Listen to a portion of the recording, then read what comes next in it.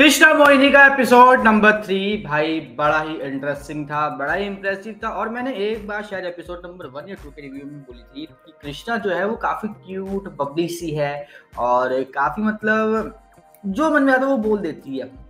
But इसके अलावा उसका एक फियर्स नेचर, एक बेधड़क होने वाला, अगर कोई उसके सामने गलत बोलता है तो उसके खिलाफ खड़े होने वाला जो नेचर है वो भी दिखाई देना चाहिए। और आज के एपिसोड में भाई दिखा दिया गया और भाई मैं बड़ा सेटिस्फाइड हूँ उस पूरे सीन को देखने के बाद।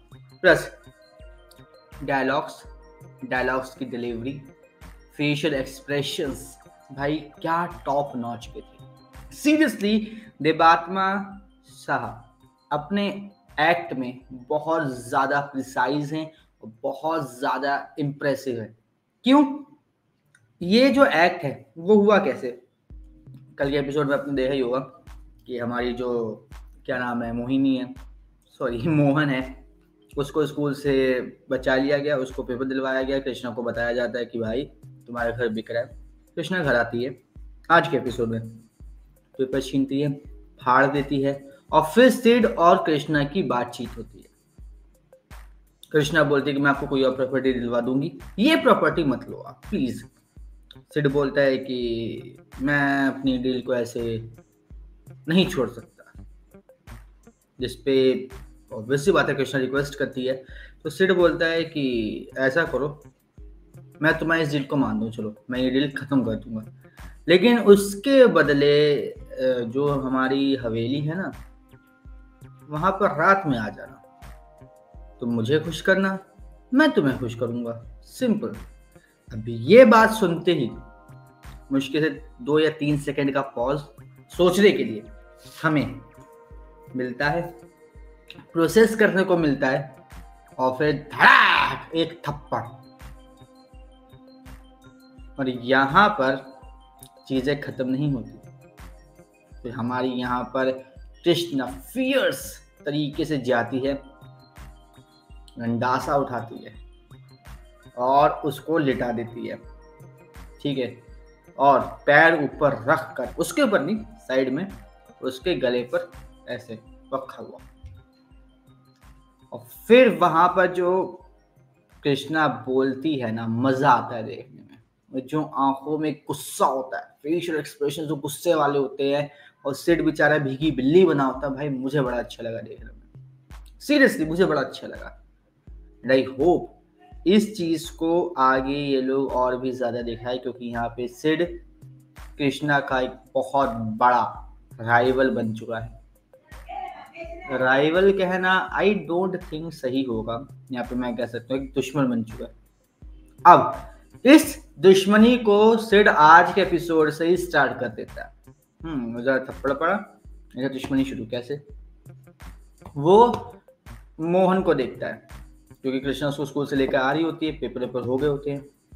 वो मोहन को देखता है, वो मोहन को देख कर समझ जाता है कि आखिर चाह क्या रहा है, क्योंकि वहां पर कृष्णा मोहन को चाट पापड़ी खिलाती है कि इसके आज इतना कुछ हुआ तो उसको खुश करने का चाट पापड़ी खिलाती, थोड़ा माइंड डाइवर्ट होगा, सही होगा। वहां पर सामने एक दुकान होती है चूड़ियों की, वहां पे एक लड़की चूड़ियां बाय कर रही होती है, उसके पीछे उसके पापा खड़े होते हैं। वो बहुत देर से चूड़ियों को घूर रहा होता है, उसके पापा को लगता है कि जो मोहन है वो उसकी लड़की को घूर रहा है। मोहन को आके सुनाने लग जाती है, लेकिन कृष्णा आती है, बचाती है, चीजें सॉर्ट आउट करती है। यहाँ पे मोहन बोलता है कि भाई मैं लड़की को नहीं देख रहा था, मैं चूड़ियों को देख रहा था। कृष्णा बोलते है चूड़ियों को? अरे ये सब बोलेगा तो कोई विश्वास भी नहीं करेगा, अगर तू लड़की को बोलेगा तो लोग एक बार को मान भी लेंगे, ठीक है। जो कि कृष्णा को लगता है कि क्या बोले, चूड़ियों को देखेगा। बट ये सिड वहां पे खड़े हो दूर से समझ लेता कि क्या चीज है। कृष्णा को किसी से पैसे लेने होते हैं, ठीक है, क्योंकि जो हमारा पिंकी है उसने बोला था कि जाके उससे पैसे ले लो, ठीक है, वो गई पैसे लेने। इतनी देर में सिड आता है चूड़ियों के साथ, तो उसको बोलता है कि चूड़ियां तुम्हें पसंद है ना। बस पीछे से कृष्णा आती है और थोड़ा सा मतलब मोहन का वही एक जो चलता नहीं है कि हाँ देख के खो जाता है, वो एक सीक्वेंस देखने को मिला। कृष्णा आती है और आते ही वो जिस तरीके से यहाँ पर सिड की धज्जियां फिर से उतारती है, भाई मजा आ गया देखने में, मजा आ गया।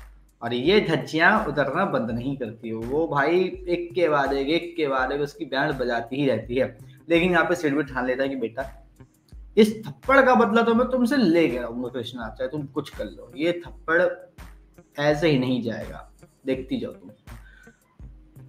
अब यहाँ पर सेड का कृष्णा का इशू चल रहा है, लेकिन दूसरी तरफ यहाँ पे कृष्णा और कृष्णा के पापा का भी इशू चलता है, क्योंकि जब सेड को भगाया जाता है वहां से, तो यहाँ पर कृष्णा के पापा गुस्से में आते हैं, कृष्णा के बाल पकड़ के तब सीट के अंदर आते हैं और बोलते हैं कि तूने ये क्या किया, तूने हद पार कर दी, ये है वो है, काफी कुछ सुनाते हैं। लेकिन यहाँ पे कृष्णा सिर्फ अपने बारे में भी नहीं, मोहन के बारे में सोचते हैं कि मोहन क्या करेगा, मोहन क्या करेगा, मोहन ये, मोहन वो, मोहन का फ्यूचर देख लो।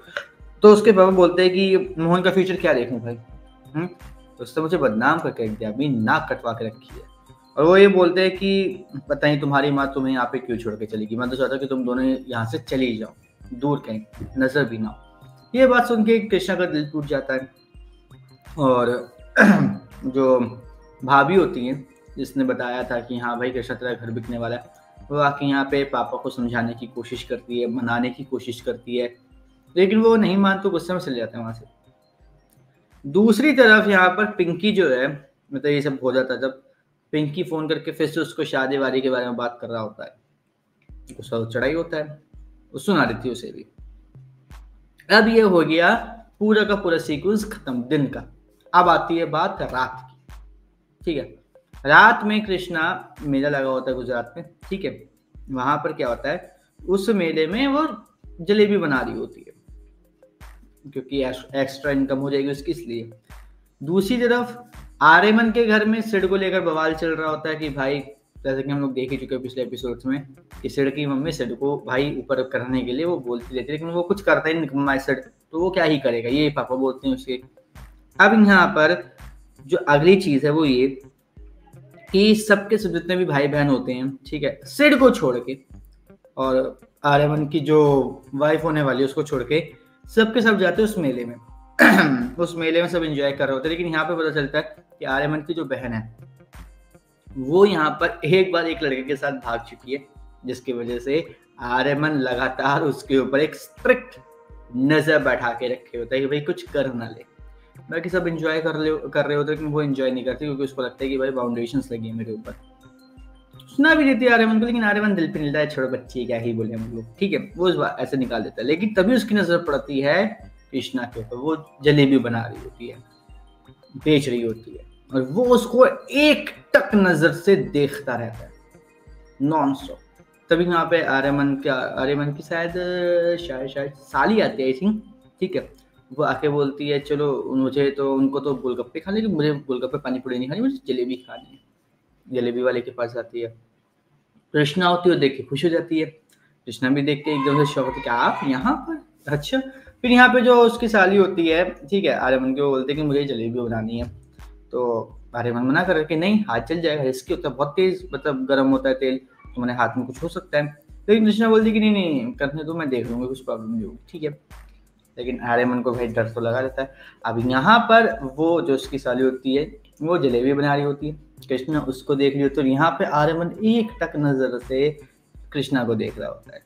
मतलब मुझे ये चीज देख के बड़ी अच्छी लग रही है कि फरमान खान जिस तरीके से लगातार 3-4 एपिसोड्स में कृष्णा को एक टक नजर से देख रहे हैं ना, वो बड़ा मतलब अपीलिंग लगता है, मुझे तो बड़ा अपीलिंग लगता है। एंड आई होप ये जो अपीलिंग नेचर हमें अभी तक आर्यमन का देखने को मिला है, इसको आगे और कंटिन्यू करा जाए, इसको और थोड़ा सा मतलब देखा जाए। अब इसके बाद क्या हुआ, इसके बाद जो हम लोगों ने अगला वो देखा जो सीन था वो ये था कि जो भी चीज़ें चल रही है यहाँ पर, ठीक है, जिस भी तरीके का सीन यहाँ पे हम लोगों को देखने को मिलता है, वहाँ पे हमें ये पता चलता है कि जो ये क्या कहते हैं वो है, मतलब आई थिंक पता नहीं क्यों यहाँ पे जो उसकी बहन होती है वो वीडियो कॉल करती है सिड को, सिड उसको वीडियो कॉल करता, पता नहीं, लेकिन यहाँ पे वो ये बताती कि देखो मैं बोर हो रही हूँ, तो यहाँ पे होना चाहिए था सिड। तभी सिड की नजर पीछे पड़े थे कि हो क्या रहा है, क्योंकि जो हमारी बहन होती है, सॉरी साली होती है, वो बनाते बनाते जो वो है जलेबी, उसकी जो होती है मतलब जो निकलती है वो उपड़िया में से, जिसको हम लोग कह सकते हैं मिक्सचर, ठीक है, वो चीज खत्म हो जाती है और उसका हाथ तेल में जाने वाला था, वो हाथ उठाती है कृष्णा, उसका हाथ जल जाता है।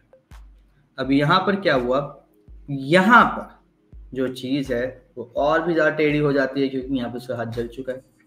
हाथ जलने की वजह से यहाँ पे क्या होता है, यहाँ पर जो कृष्णा होती है वो अब ऑब्वियस ही बात है हर्ट हुई है।